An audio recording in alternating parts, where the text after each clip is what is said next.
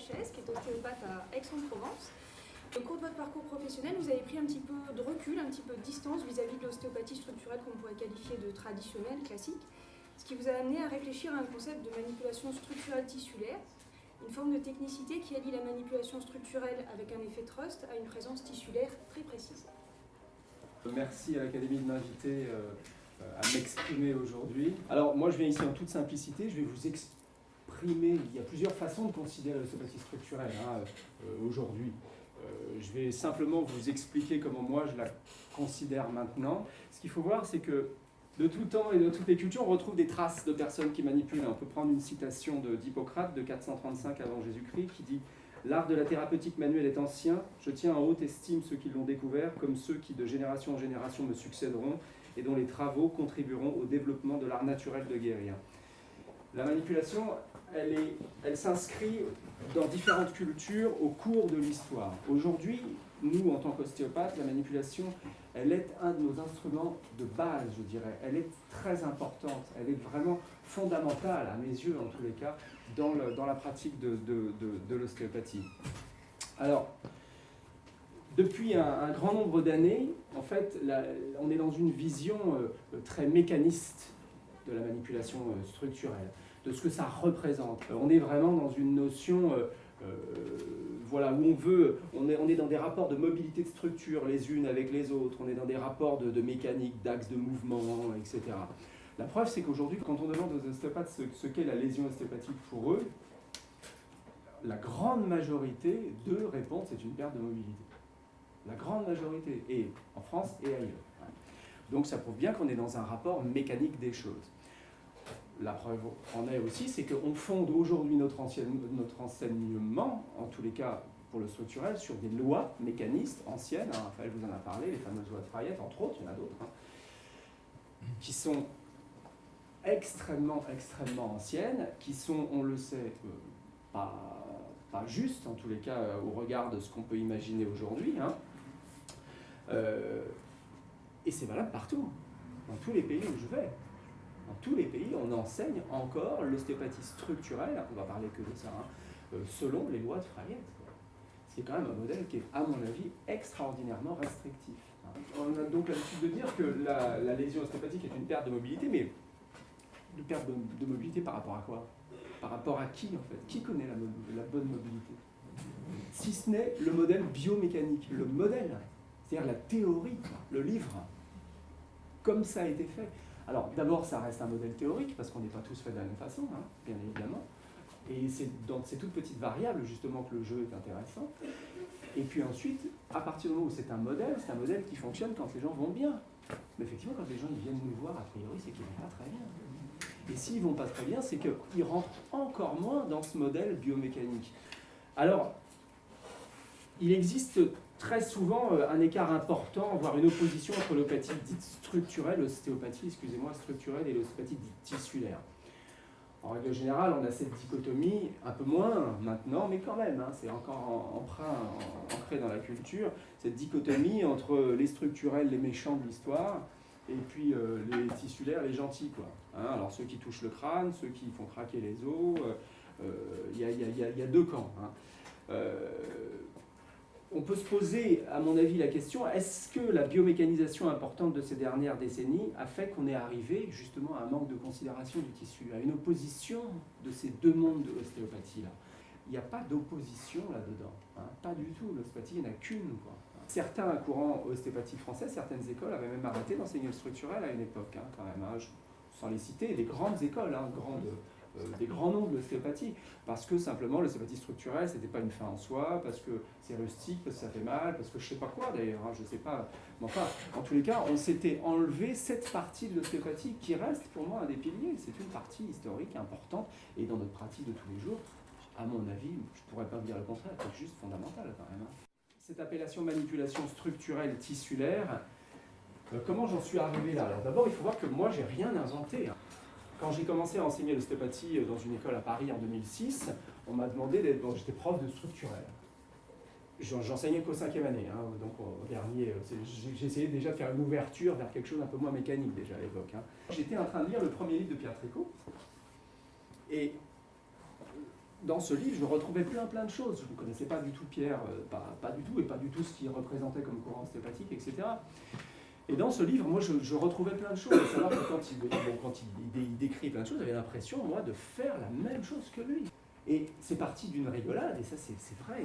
C'est une boutade, en fait, le truc. Je me suis dit, tiens, je vais faire un truc drôle, je vais essayer d'appeler ça manipulation structurelle tissulaire. Puisque, soi-disant, les mots sont opposés, les écoles sont opposées, les machins, les courants de pensée sont opposés, et ben je vais essayer de les rapprocher, et ça va faire rire les gens.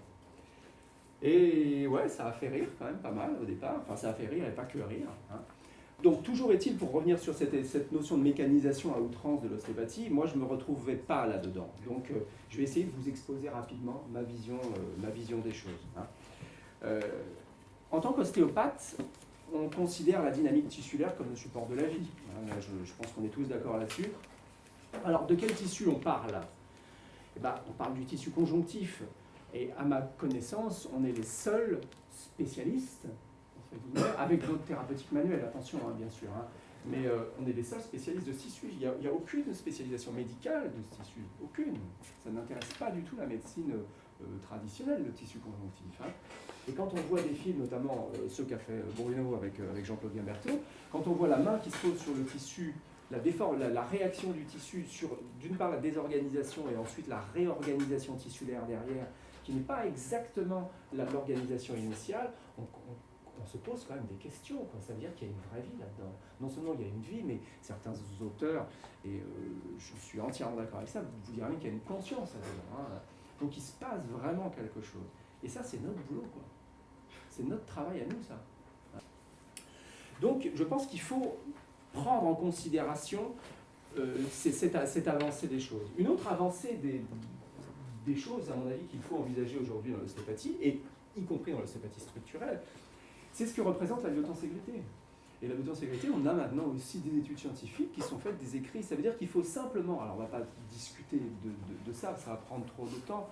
Quand j'ai commencé, j'étais kiné, on nous apprenait que, grosso modo, les os, on était empilés sur des os, hein, les uns au-dessus des autres. Quoi. Ils apprenaient à rester bien droit pour surtout pas que ça se mette de travers. Bon, j'exagère un peu, mais on n'était pas loin de ça quand même. On était sur un système complètement empilé.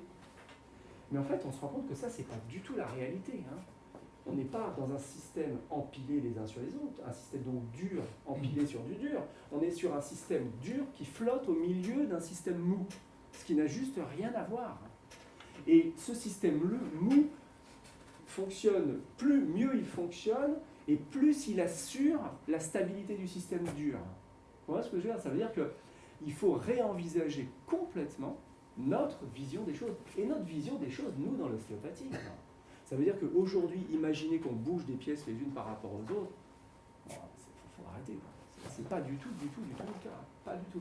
Et d'autant plus dans la manipulation structurelle. On ne bouge pas une pièce par rapport à une autre. Enfin, on n'est pas, à mon avis, du tout dans un rapport comme celui-là. Quelles sont les caractéristiques du tissu conjonctif qui nous intéressent, nous, en fait, et qui vont, au final, définir la lésion ostéopathique tissulaire, hein?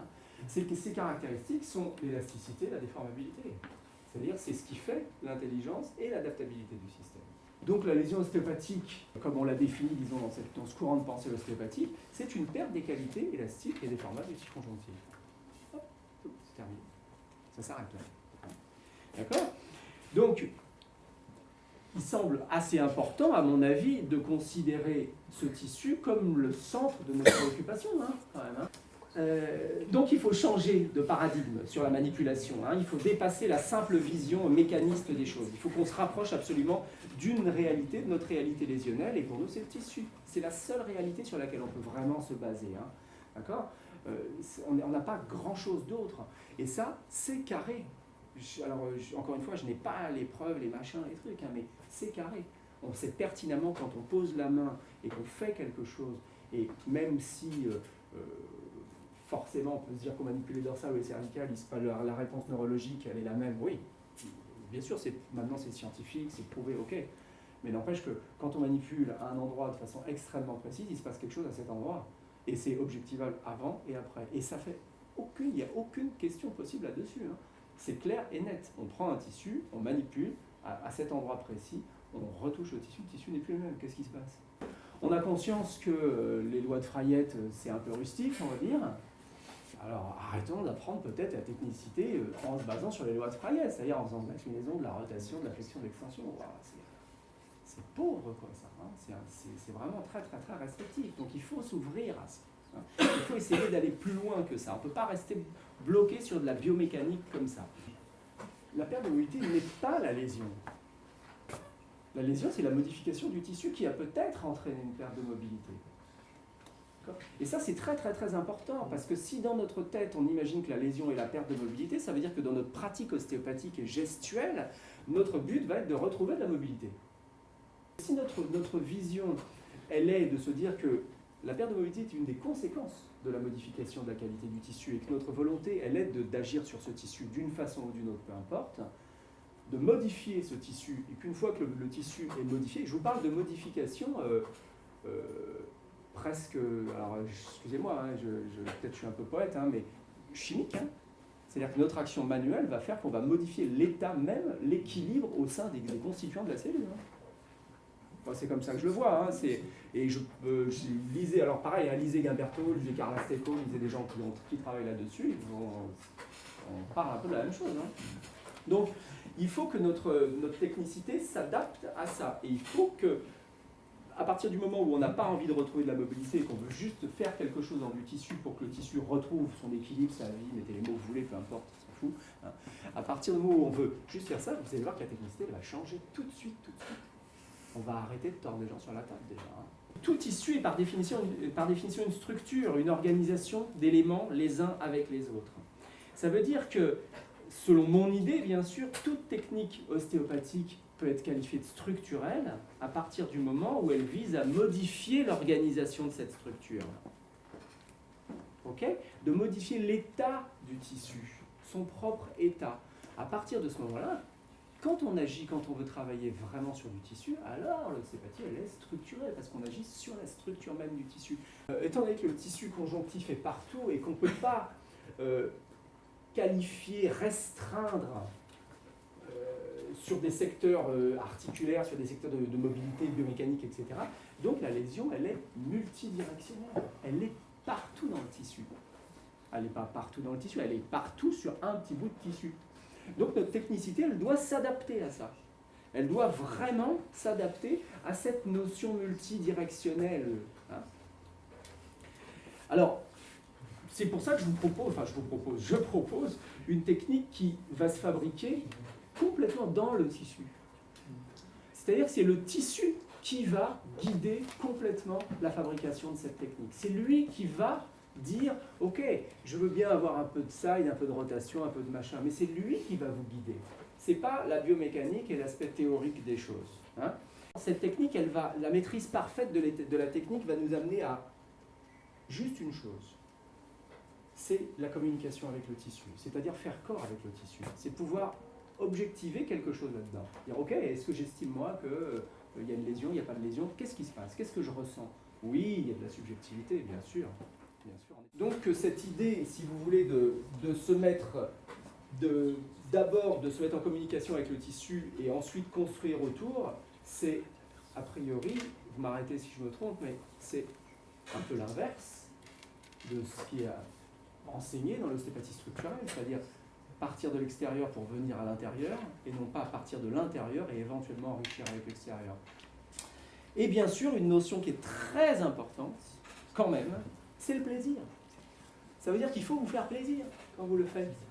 On n'utilise pas la technique qu'on n'aime pas faire en dernier recours, juste la dernière porte avant l'église, en se disant oh là là, je vais tout essayer, il n'y a rien qui marche, je vais quand même essayer de le manipuler, peut-être ça fera quelque chose. C'est pas la peine, ça ne marchera pas là. Hein. C'est pas la peine. Donc il faut faire plaisir, il faut que ça reste guilleret, il faut que ça reste excitant, il faut que ça reste un peu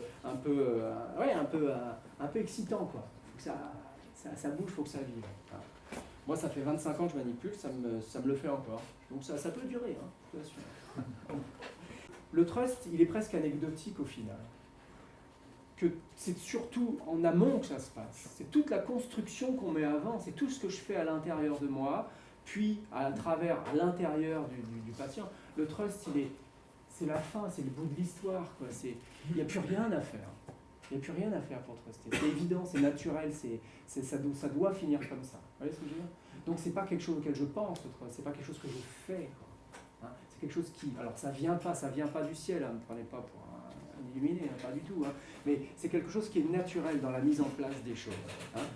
Et je vais vous reciter une autre phrase de Becker, parce que j'aime beaucoup les phrases de Becker, puis celle-ci me parle particulièrement. On ne fait pas le traitement, c'est la physiologie qui le fait. Ça veut dire que le trust, j'ai l'habitude de prendre l'image, en fait c'est une étincelle. C'est l'étincelle qui allume la flamme.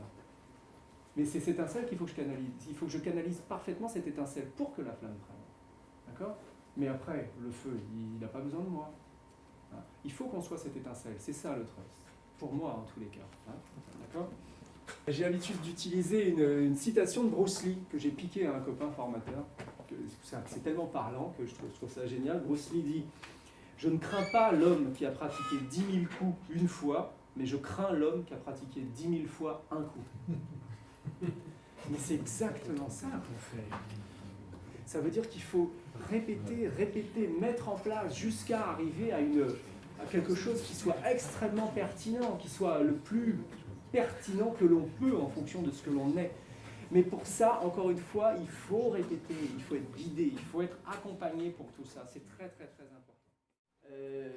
D'ailleurs, si j'avais à refaire l'histoire aujourd'hui, 12 ans après, j'appellerais pas ça manipulation structurelle tissulaire. Je ne sais pas comment j'appellerais, hein, j'en sais rien, j'ai des idées, mais je sais pas, mais bon, sans trop tard, je ne vais pas refaire l'histoire, mais j'appellerais pas ça comme ça, parce que c'est un peu lourd à véhiculer.